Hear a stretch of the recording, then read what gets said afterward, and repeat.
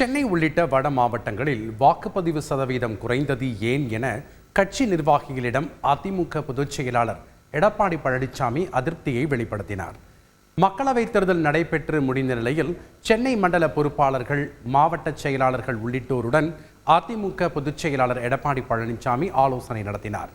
அப்போது சென்னை உள்ளிட்ட வட மாவட்டங்களில் வாக்குப்பதிவு சதவீதம் குறைந்தது ஏன் என கேள்வி எழுப்பியதோடு வாக்காளர் பட்டியலில் உள்ள குளறுபடிக்கு உரிய முக்கியத்துவம் கொடுக்கவில்லை என கூறி நிர்வாகிகளை கண்டித்ததாக தெரிகிறது.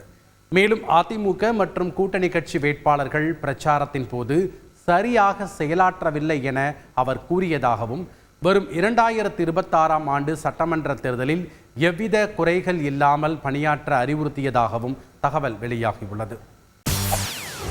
செய்திகளை உடனுக்குடன் தெரிந்து கொள்ள உடனே சப்ஸ்கிரைப் பண்ணுங்க.